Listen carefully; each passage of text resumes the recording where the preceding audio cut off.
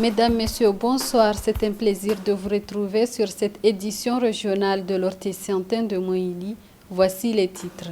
Après la signature des accords de financement entre le gouvernement comorien et la banque, tout est prêt pour le lancement des travaux, notamment le port de Mwangoma, l'achat des bateaux et construction des petits ports. Les responsables du projet AirPoc se sont entretenus au cours de leur séjour à Moïli avec les autorités de l'île et associations qui militent pour la protection de l'environnement. Il s'agit d'évaluer les activités réalisées du dit projet. Bienvenue dans ce journal. Une délégation du projet AirPoc conduite par Jean Harris, directrice de Will Océan et de séjour à Moïli. Une occasion pour ces responsables de constater de visu le déroulement des travaux effectués au niveau de l'île grâce à ce projet. Staouya Zakaria et Fadjidou Ahmed. Cette visite des responsables du projet de renforcement de la protection des océans AirPoc au niveau de l'île de Moïli est une occasion de s'entretenir avec leurs partenaires de la place. Après avoir rencontré les membres de l'association ADCI d'Itsamia, ils se sont entretenus avec les responsables du parc national de Moïli au siège du parc ici à Nimachiwa. Le projet AirPoc représenté ici par Jean Harris, directrice de Will Océan, et Hussoini Hussein, coordinateur du projet AirPoc, consiste à assurer la protection des océans. Et enfin, cette délégation a tenu à échanger avec le gouverneur Mohamed Saïd Fazil sur leur projet. Au cours des discussions menées, il était question de s'acquérir de l'état d'avancement des activités financées par le projet AirPoc. On est parfaitement satisfait parce que déjà il y a l'énergie de nos partenaires, il y a aussi les résultats qui sont positifs au sein du parc national de Moïli, qui sont nos premiers partenaires au sein de l'île. Et aussi, sachant que Moïli est une réserve de biosphère, et là, il y a des efforts qui se font et on souhaite que ces engagements-là soient continuels. Quant aux bénéficiaires, ils se disent satisfaits des efforts sans faille des responsables du projet AirPoc à travers leur appui financier pour mener à bien leur mission. Ces bailleurs, depuis qu'on a fait un partenariat, ils ont nous aidés et ils n'ont jamais cessé de nous aider.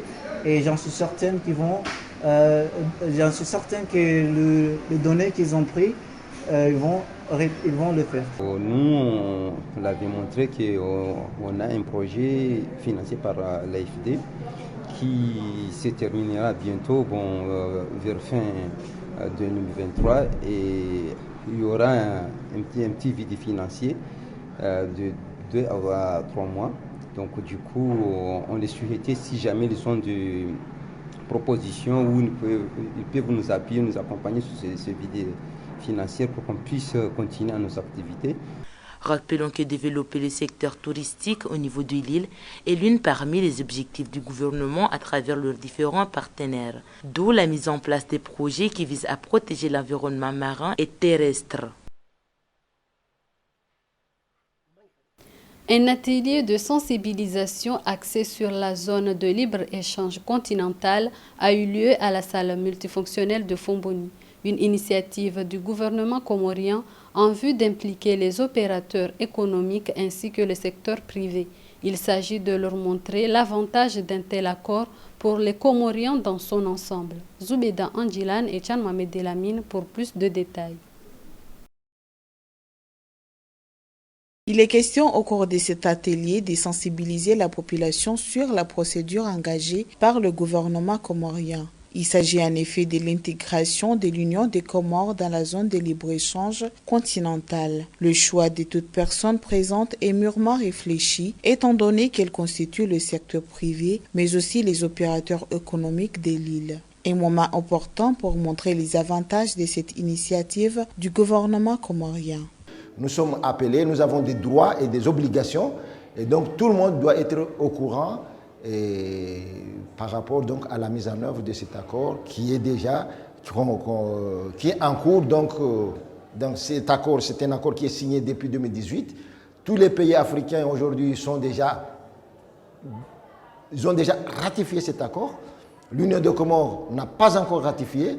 Donc l'atelier de sensibilisation fait partie donc, de ce processus pour que tout le monde soit informé si demain l'accord est ratifié, pour qu'il n'y ait pas de problème d'information. Comores étant un pays membre de l'Union africaine, c'est un atout qui peut faciliter son intégration dans la zone de libre-échange continentale. La question qui se pose, est-ce que toutes les conditions sont réunies pour faire de telles affaires avec les autres pays? Un défi à relever pour le développement économique et commercial des îles Comores.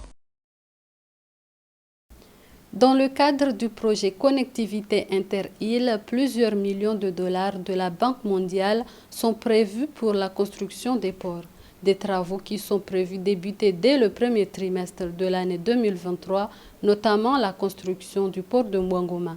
Un projet qui mettra fin aux difficultés que font face les Mohéliens dans leurs activités économiques. Reportage de Nayam Saïdomar et Chan Mohamed Delamine.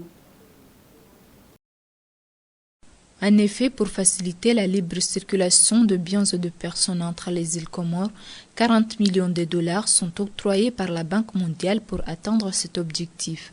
Il s'agit du projet Connectivité Inter-Îles réparti en 3 phases, parmi lesquelles la construction de ports, dont celui de Mwangoma. 24 millions de dollars sont prévus pour le lancement des travaux dès le premier trimestre de l'année 2023, 8 millions pour les ports secondaires dont Fomboni, Hoani, Chindini et autres. Une partie de fonds va servir à l'achat de bateaux pour faciliter le trafic en assurant la sécurité des passagers. Et enfin, c'est une réalité, ce n'est pas un rêve. Donc, Moélie, nous avons avoir le grand port de Comores, un port qui a un quai de 250 mètres, qui sera le grand quai des ports de Comores.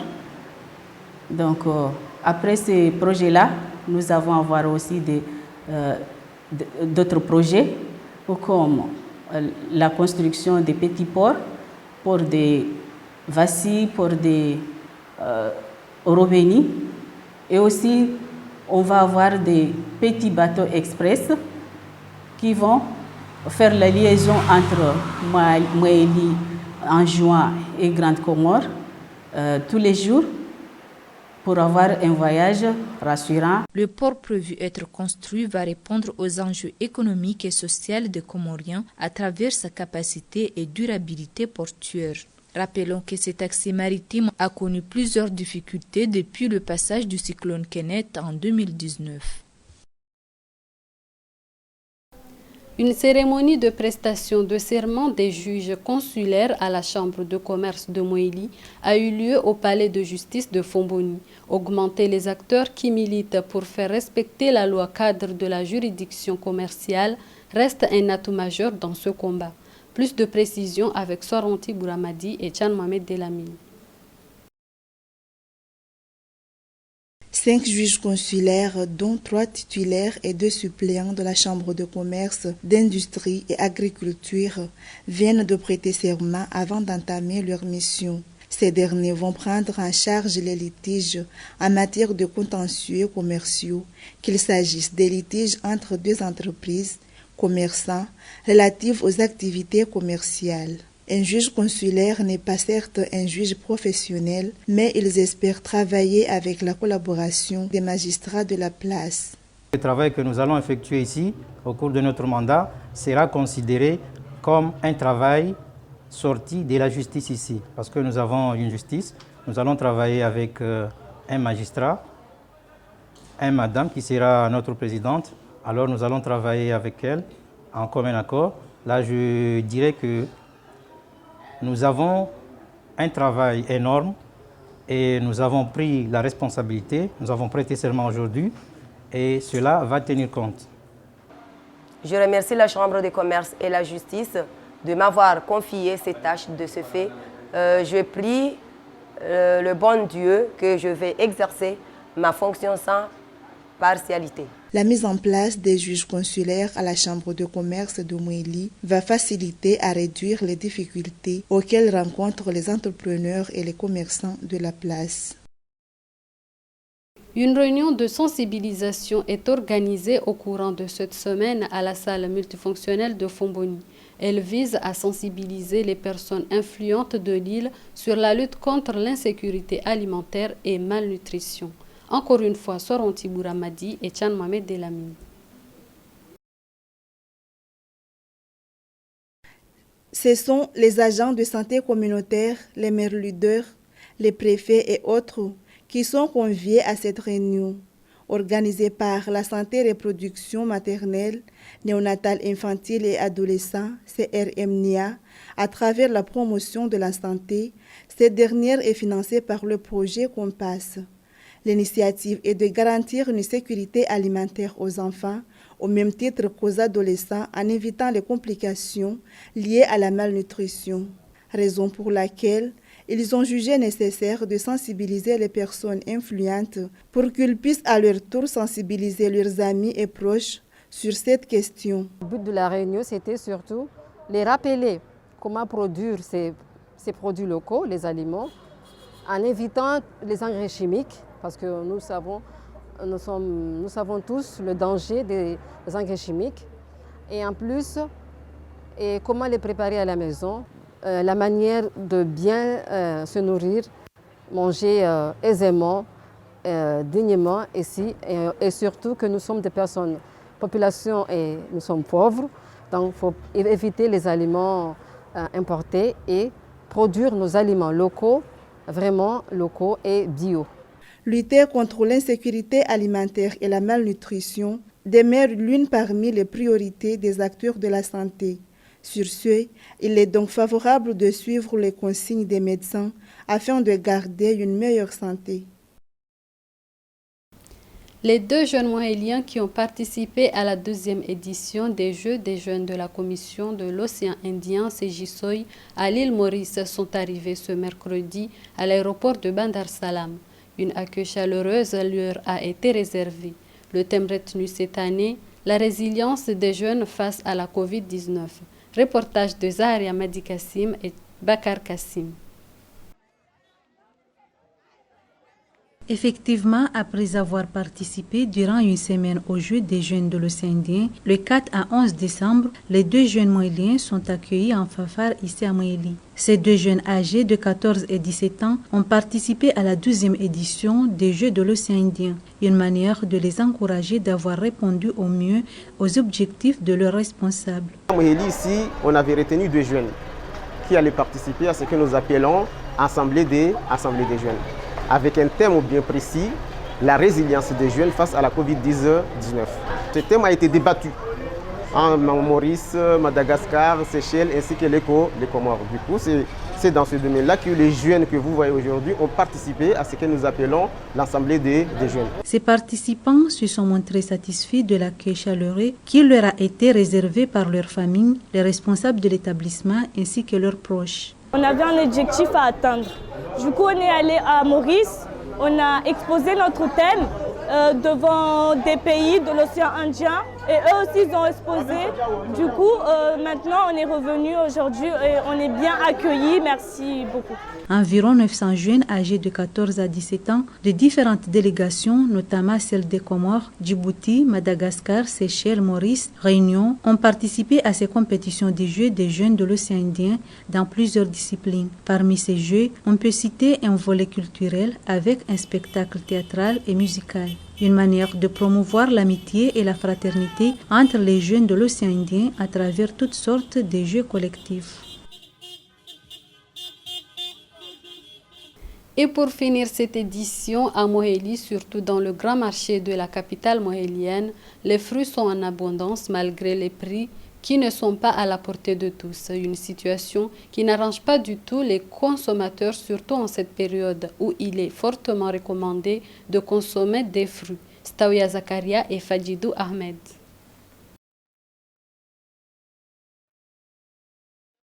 Ici au marché de Fomboni, tout y est, que ce soit mangue, ananas, papaye pour ne citer que cela. Toutefois, ces fruits sont vendus à un prix qui n'est pas abordable pour tous. Un tas de 5 mangues coûte 500 francs. Pour les ananas, on trouve certains vendus à 500, voire même 1000 francs. Pour les grands et les petites tailles, à 300 ou 250 francs.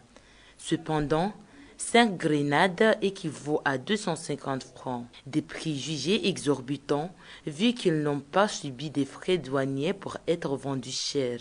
À titre de rappel, depuis la fixation des prix des produits pétroliers, chaque vendeur se permet de fixer son propre prix comme bon lui semble. Un changement brusque qui sévit dans le pays et qui affecte toutes les couches sociales, surtout les plus démunies. Face à cette situation, les autorités compétentes ont du pain sur la planche pour faciliter et accompagner la vie de la population comorienne. Mesdames, Messieurs, c'est la fin de ce journal, le rappel de titre. Après la signature des accords de financement entre le gouvernement comorien et la banque, tout est prêt pour le lancement des travaux, notamment le port de Mwangoma, l'achat des bateaux et construction des petits ports. Les responsables du projet Airpoc se sont entretenus au cours de leur séjour à Moïli avec les autorités de l'île et associations qui militent pour la protection de l'environnement. Il s'agit d'évaluer les activités réalisées du dit projet. Ainsi s'achève cette édition. Merci à tous de l'avoir suivi. Bonne suite de programmes sur ORTC et à bientôt.